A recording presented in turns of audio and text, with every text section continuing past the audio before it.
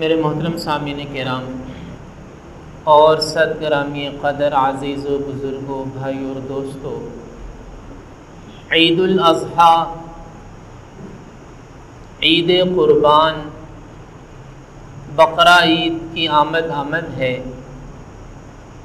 یہ وہ وقت ہے جب دنیا بھر کے مسلمان اللہ تعالیٰ کے حضور اپنے جانوروں کی قربانیوں کا نذرانہ پیش کرتے ہیں۔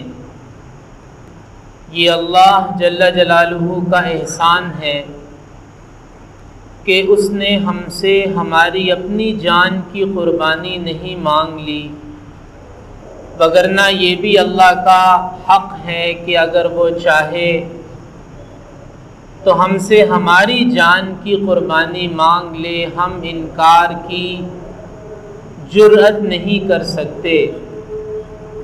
یہ اس کا احسان ہے کہ جان تو جان آفری کے سپرد کرتا ہے جانور، لیکن قربانی ادا ہوتی ہے میری اور آپ کی۔ جان قربان کرتا ہے جانور، لیکن قربانی ادا ہو رہی ہے میری اور آپ کی۔ یہ اللہ عز و جل کا بڑا احسان ہے۔ اور جیسے یہ بات اکثر عرض کی جاتی ہے کہ اس امت کو تو اللہ نے معاف کرنے کا فیصلہ فرما لیا ہے۔ اس امت پر اللہ کے جو احسانات ہیں، جس کا ایک مظہر رمضان کا مہینہ ہے، جس کا ایک مظہر توبہ کا مضمون ہے، جس کا ایک مظہر ایک نیکی کے بدلے میں 10 نیکیاں ملنا ہے، اسی کا ایک مظہر اس امت پر اللہ کی خاص عنایت، خاص رحمت کا ایک مظہر یہ قربانی کا مضمون بھی ہے کہ جان تو قربان کی ہے جانور نے، لیکن کہتے یہ ہیں کہ فلاں صاحب نے قربانی ادا کی، قربانی فلاں صاحب نے کی، حالانکہ فلاں صاحب تو ماشاءاللہ صحت مند، ٹھیک ٹھاک، بلکہ اس قربانی کا گوشت بھی تناول فرمائیں گے، لیکن جان قربان کرتا ہے جانور، اور قربانی لکھی جاتی ہے مسلمان کے نام اعمال۔ تو یہ وہ وقت آنے والا ہے، عید کا زمانہ آنے والا ہے، عید الاضحیٰ، عید قربان، بقرہ عید، بڑی عید بھی اسے کہتے ہیں۔ آج کی اس نشست میں قربانی کے چند اہم مسائل کے حوالے سے ہم بات کریں گے، جس میں سب سے پہلا اور بنیادی سوال تو یہ ہے کہ قربانی واجب کس پر ہوتی ہے۔ یہ پہلا اور بنیادی سوال ہے کہ شرعی نقطۂ نگاہ سے، شرعی دلائل کی روشنی میں قربانی واجب کس پر ہے۔ لیکن اس سوال کا جواب جاننے سے پہلے ایک بڑی اہم بات سمجھنے کی ہے۔ قربانی کس پر واجب ہے، قربانی کس پر واجب نہیں ہے، یہ ایک فقہی موضوع ہے جس میں علماء کا، فقہاء کا، ائمہ کا اختلاف بھی ہے۔ بعض ائمہ کے نزدیک، بعض فقہاء کے نزدیک قربانی ہر شخص پر واجب نہیں ہے یا ہر صاحب نصاب پر واجب نہیں ہے۔ اس موضوع پر ہم بات کریں گے، لیکن اس طرف جانے سے پہلے ایک نقطے کو ہمیں اچھی طرح سمجھنے کی ضرورت ہے کہ اگرچہ قربانی کے واجب ہونے اور واجب نہ ہونے پر تو اختلاف ہے، یعنی وجوب اور عدم وجوب، اس پہ علماء فقہاء کا اختلاف ہے، مختلف صورتیں ہیں، تفصیلی مسائل ہیں، لیکن اس بات پر کسی کا اختلاف نہیں ہے کہ قربانی کے جو 3 دن ہیں، 10، 11 اور 12 ذوالحجہ، اس میں فرض عبادات کے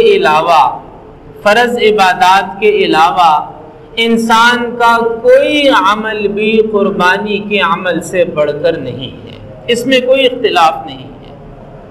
اور اس بات میں بھی کوئی اختلاف نہیں ہے کہ قربانی کرنا حضرت ابراہیم علیہ السلام کی سنت ہے، اس میں بھی کوئی اختلاف نہیں ہے۔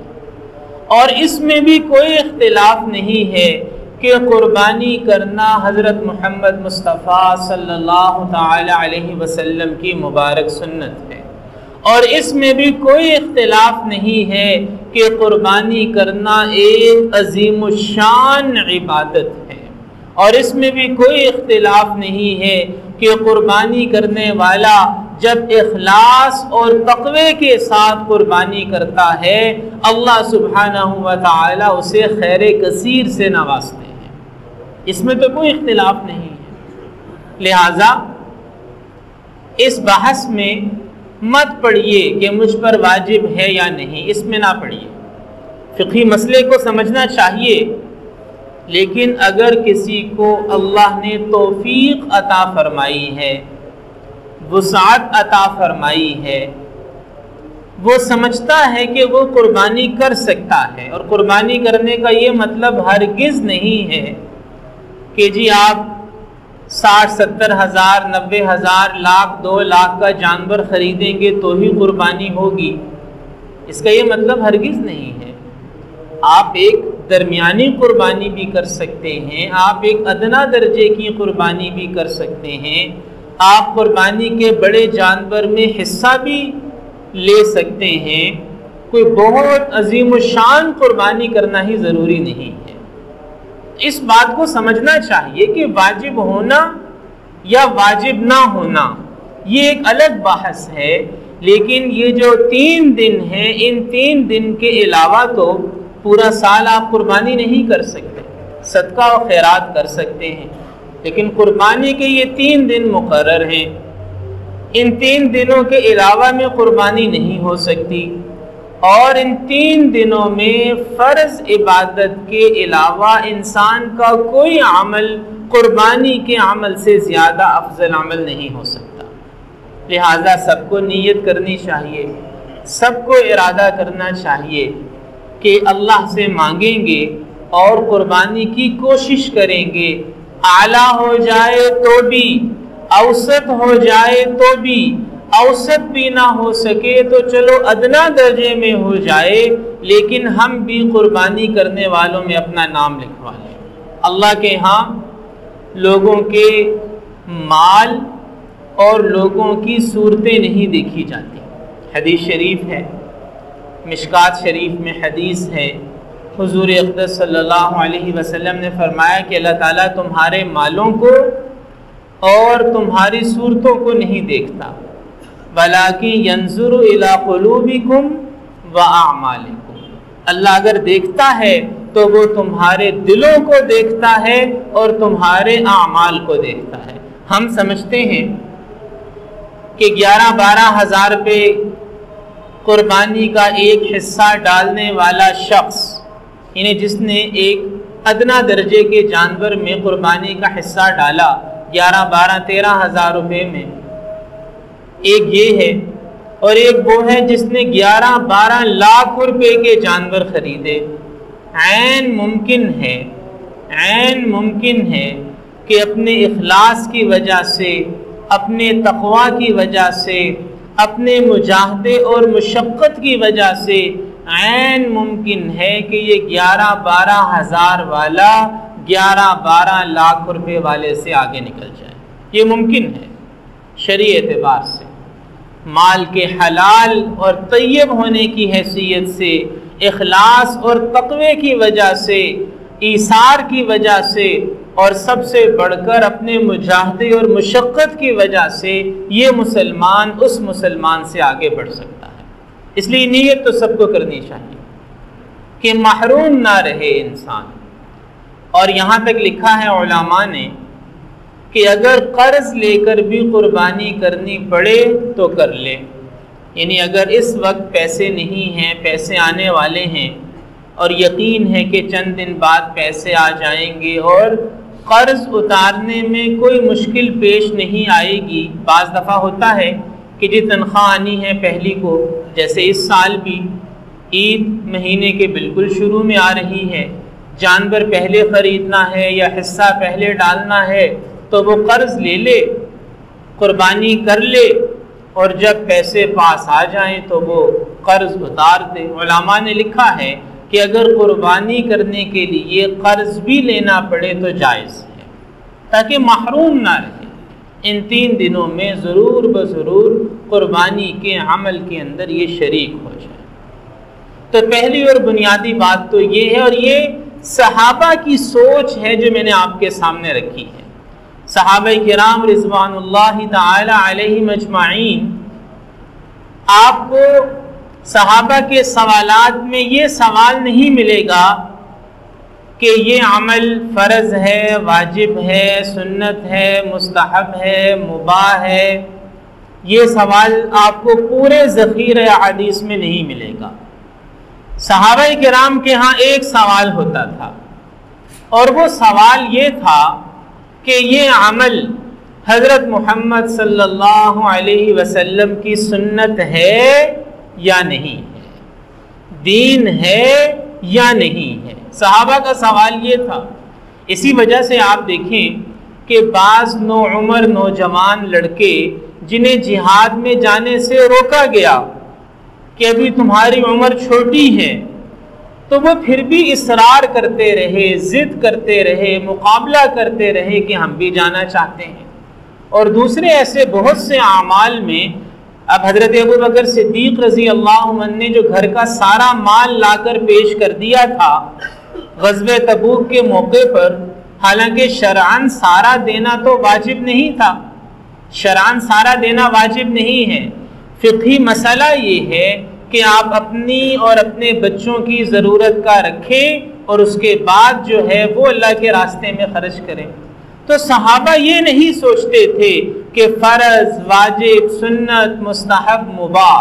صحابہ کا سوال یہ تھا کہ اللہ کا حکم کیا ہے، حضرت محمد صلی اللہ علیہ وسلم کی منشا کیا ہے، یہ حضور کی سنت ہے یا نہیں ہے، دین کا طریقہ ہے یا نہیں ہے۔ اس لیے پہلے تو اس بات کو سمجھیں کہ فرض واجب کس پر ہے کس پر نہیں، یہ ایک الگ موضوع ہے، کرنی کس کو چاہیے یہ ایک الگ موضوع ہے۔ ہر اس شخص کو قربانی کرنی چاہیے جو ضروریات زندگی آسانی سے پوری کر رہا ہے، اس کے پاس قربانی کا انتظام موجود ہے، قربانی کرنے میں اس کو کوئی زیادہ دقت نہیں ہے، باقی زندگی کے سارے معاملات میں، کھانے پینے میں، رہن سہن میں، اوڑھنے بچھونے میں، پہننے میں، سب چیزوں میں آسائش اسے اگر حاصل ہے تو پھر اسے قربانی بھی کرنی چاہیے، قربانی بھی کرنی چاہیے۔ باقی جہاں تک بات ہے فقہی مسئلے کی، وہ بھی سمجھ لیجئے کہ شرعاً اور فقہی اعتبار سے قربانی واجب کس پر ہوتی ہے۔ تو قربانی کے جو 3 دن ہیں، جیسے میں نے ابھی عرض کیا کہ 10، 11 اور 12 ذو الحجہ، یہ جو 3 دن ہیں، ان 3 دنوں میں اگر کسی آدمی کے پاس 5 چیزیں سونا، چاندی، مال تجارت، یعنی ہر وہ چیز جو بیچنے کے لیے اس نے لی ہو، بیچنے کا سامان کسی بھی شکل میں، اور نقد رقم، خواہ وہ اپنے پاس ہو یا بینک میں رکھوائی ہو یا کسی کو قرضہ دی ہو، کسی بھی ملک کی کرنسی، 4 چیزیں یہ، اور 5ویں چیز گھر کا ضرورت سے زائد سامان، یہ 5 چیزیں ہو گئیں، سونا، چاندی، رقم، مال تجارت جو سامان بیچنے کے لیے ہو، اور گھر کا ضرورت سے زائد سامان۔ ضرورت سے زائد سامان میں وہ چیزیں ہوتی ہیں اول تو جو استعمال میں آتی ہی نہیں ہیں، جیسے گھروں کے اندر کوئی پینٹنگز ہیں یا کوئی ایسے خوبصورتی کے لیے، گھروں کو آراستہ کرنے کے لیے، تزئین و آرائش کے لیے جو چیزیں گھروں میں رکھی جاتی ہیں، اب یہ تو استعمال کی چیز ہے ہی نہیں، یہ ضرورت سے زائد ہے۔ تو ضرورت سے زائد ایک تو وہ ہے جو استعمال میں آتے ہی نہیں ہیں، اور دوسرا وہ ہے جنہیں گزشتہ ایک سال میں استعمال ہی نہیں کیا۔ جس طرح کوئی کھانے پینے کے برتن ہیں، ڈنر سیٹ ہوتے ہیں گھروں میں، بعض اوقات کئی سال وہ استعمال ہی نہیں ہوتے، بعض کپڑے ایسے ہوتے ہیں جو سال ہا سال استعمال نہیں ہوتے، تو یہ ضرورت سے زائد سامان ہے۔ یہ 5 چیزیں، سونا چاندی، رقم، مال تجارت، ضرورت سے زائد سامان، اگر یہ کسی ایک شخص کی ملکیت میں یہ 5 چیزیں یا ان میں سے کوئی 2 چیزیں کسی ایک شخص کی ملکیت میں عید کے 3 دنوں میں ہوں اور ان کی قیمت 52.5 تولے چاندی کی قیمت کو پہنچ جائے تو ایسے شخص پر قربانی واجب ہے۔ 52.5 تولے چاندی کی قیمت اوپر نیچے ہوتی رہتی ہے، آج کل 1 لاکھ روپے سے اوپر ہے 52.5 تولے چاندی۔ وہ آپ کسی بھی جیولر سے، صرافہ سے پتہ کر سکتے ہیں کہ کیا ریٹ چل رہا ہے، 52.5 تولے چاندی کتنے میں بنے گی۔ تو عید کے 3 دنوں میں اگر کسی شخص کے پاس ان چیزوں کا مجموعہ 5 کا یا 2 کا 52.5 تولے چاندی کی قیمت کو پہنچ جائے، یا پیسے 52.5 تولے چاندی کی قیمت سے بڑھ جائیں، یا مال تجارت 52.5 تولے چاندی کی قیمت سے بڑھ جائے، یا گھر کا ضرورت سے زائد سامان 52.5 تولے چاندی کی قیمت سے بڑھ جائے تو اس شخص پر قربانی کرنا واجب ہو جاتا ہے فقہ حنفی کے مطابق۔ جیسے میں نے عرض کیا کہ اختلافات ہیں علماء کے فقہی حوالوں سے، بعض علماء کے نزدیک گھر کے صرف ایک فرد پر قربانی واجب ہوتی ہے، لیکن فقہی اعتبار سے یہ بات فقہ حنفی کے مطابق درست نہیں ہے۔ فقہ حنفی کے مطابق جس کی ہم تقلید کرتے ہیں، ہمارے ہاں بر صغیر پاک و ہند میں زیادہ تر لوگ فقہ حنفی کے مطابق چلتے ہیں، تو امام ابو حنیفہ رحمۃ اللہ علیہ کے نزدیک ہر صاحب نصاب پر الگ الگ قربانی کرنا واجب ہے۔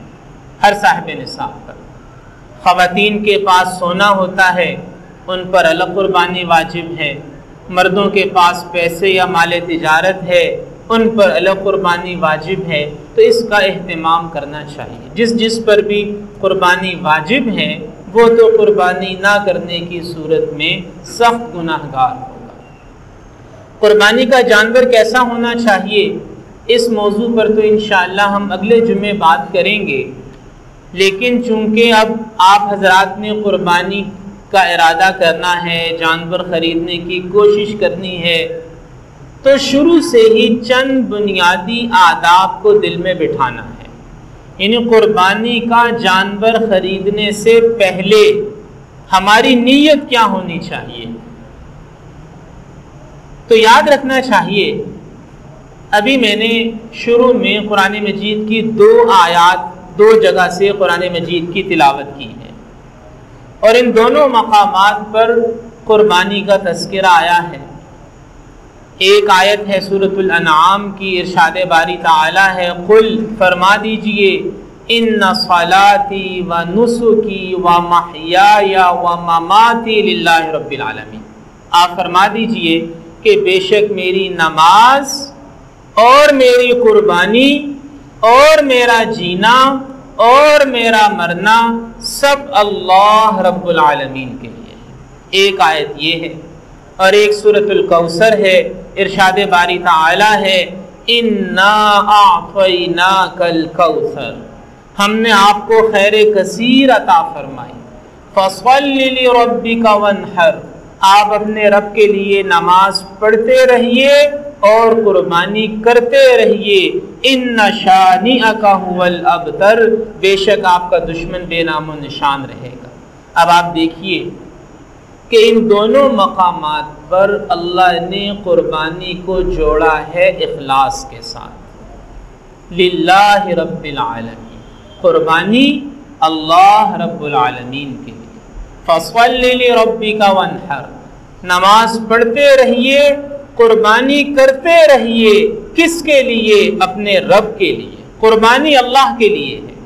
یاد رکھنا چاہیے کہ کہ قربانی کرتے ہوئے جو غلط نیتیں ہیں، ایک تو گوشت کے حصول کی نیت، یہ تو ویسے ہی قربانی سرے سے ہوئی نہیں، قربانی ختم ہو گئی۔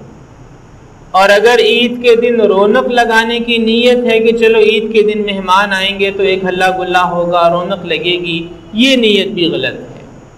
بچوں کو خوش کرنے کی نیت، جیسے بعض لوگوں کو یہ کہتے سنا کہ جی اس سال وسعت تو نہیں تھی، بس کیا کریں بچوں کی ضد تھی بکرا لینا پڑا، یعنی وسعت نہیں تھی، بچوں کی ضد پوری کرنے کے لیے کیا کریں بس لے لیا جانور۔